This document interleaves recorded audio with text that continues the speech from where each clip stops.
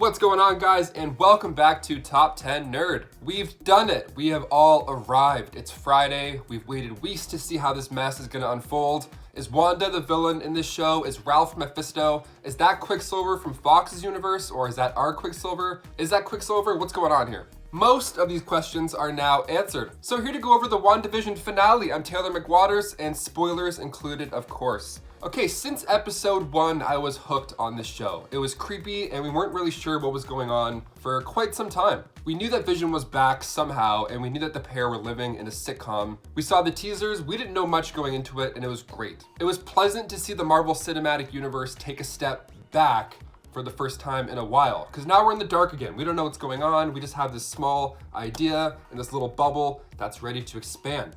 Everything felt new and refreshed. Now we're like out of the endgame stuff. Now it's just phase 4. What's gonna happen? Let's do it. Elizabeth Olsen and Paul Bettany are amazing actors. I was so happy to see them finally get their cute coupley moments and they get to show their range as actors. Elizabeth Olsen carried this show. She is so good. She can literally be in any sitcom. She is such a good actor. Like, holy shit. I was so happy to see them finally get their cute couple moments while also delivering this ominous, mysterious tone at the same time. It was enjoyable to watch. It looked like a sitcom, it had creepy themes, and there was a story still growing from Endgame and Infinity War with Vision and Wanda. It was perfect. It is one of the best shows I've seen. Because that's what the relationship really was from Age of Ultron. It was created out of a dark time in the MCU, and this show kept reminding us of Scarlet Witch's constant pain. It doesn't just go away next summer when the next blockbuster comes out. So going into the finale, right where we left off was great. We see Agatha and the brand new Scarlet Witch battling it out. So after Wanda throws her into a house, we see a nice pair of witch boots sticking out from under the rubble. Nice little classic Wizard of Oz gag, I loved it. But during this battle, we find out exactly who Quicksilver really is. Fake Pietro, or Fietro, if you may. So Monica's trapped in Fake Pietro's man cave, and she tries to leave, but Quicksilver uses his Quicksilver powers and flicks her, which in turn knocks her to the floor because, you know, he's Quicksilver. And that's how super speed works. Because he's Quicksilver, right? Or maybe he's not Quicksilver after all, and maybe we're all just wrong. No, when Monica picks up the bill in his bedroom, it's revealed that the owner of House 2804 is Ralph. Quicksilver is Ralph. Everyone knew it. We all knew it. We just didn't want to believe it. So is Ralph the devil? Is this like a ploy? Is he pretending to be Quicksilver? Is he a Quicksilver from Fox's universe? Maybe he's pretending to be someone different to try and trick Wanda, but only we know because we've seen Fox and Marvel? No. His name's Ralph Boner. He's an actor. And his last name's Boner with an H. Ralph Boner.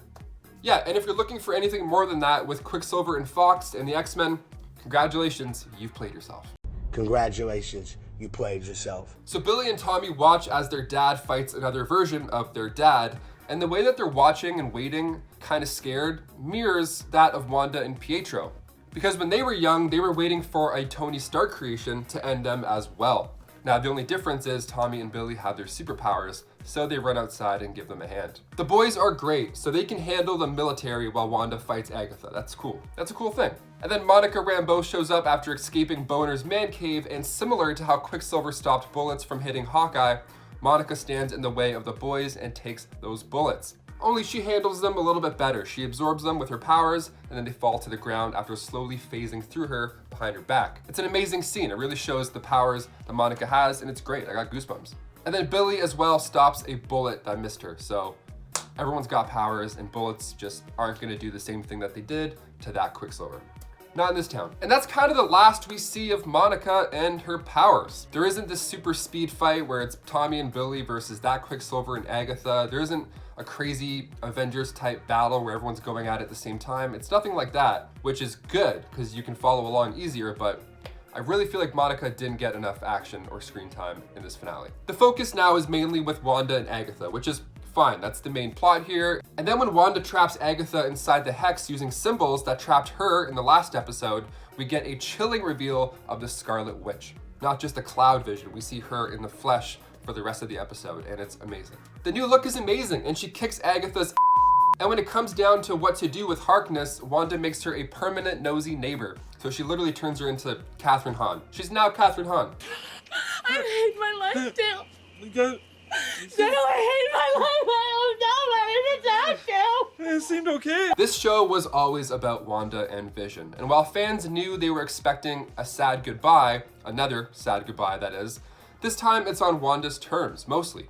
She's not just hanging out and then all of a sudden Vision's like, oh my god, it's Thanos, quick, kill me. It's, it's a bit more romantic, it's a bit more heartbreaking, and a bit more honest to both their characters. And she gets to tell Vision what he truly is, which is something he's been dying to find out, literally dying to find out. You are my sadness, my hope, and my love. She explains what he is made of physically, but he always lives on because of the Mind Stone, which is beautiful. This leaves the conversation open now for further movies or shows. Now with the White Vision being this new ship without the rot, as he puts it, I'm sure he'll be back again. And as for Wanda, she leaves the town as it once was, without her husband, without her kids, and without the mind control. And in one of the two post-credit scenes, we see Wanda retreating to a cabin in the middle of a snowy landscape, just hanging out in casual clothes. And then when the camera pans to another room of the cabin, we see, similar to how Doctor Strange studied his magic, we see the Scarlet Witch floating, reading from the Book of the Damned. So she's studying up, she's reading the fine print, which means we'll get an even more powerful Scarlet Witch in the future, probably in Doctor Strange Multiverse of Madness, where she'll probably end up being a villain of some sorts. Which I'm sure leaves fans happy with the conclusion of this beautiful show. Most fans. And then there are the nerds like us who are used to looking at the small details maybe a bit too closely. And perhaps we thought that maybe this show would play out a little differently. But I don't think it's our fault, per se. I mean, for Star Wars, this kind of thing happens often. Fans build it up so much that they have this perfect movie in their head, for them at least, and then when they see it, it's either too different or too similar to what they hoped, and then they're pissed off. I don't want this to be that. This isn't what that is. I loved this show. It was unique, it was different every episode, it was enjoyable every episode, and every time Matt Shackman's name popped up, I was stood up, I was angry because I wanted more. And that's what the Marvel Universe is good at doing. It makes you want more as soon as it ends. I mean, you enjoy the solo story that it delivers, but usually at the end, it's like, hey, this is what's coming next. They did this in like episode 5 though. That's when things started getting a little weird. As soon as Quicksilver came in, it got weird. It got more complicated. Maybe a little bit too distracting. We're not insane for thinking that Quicksilver was gonna be more than he was.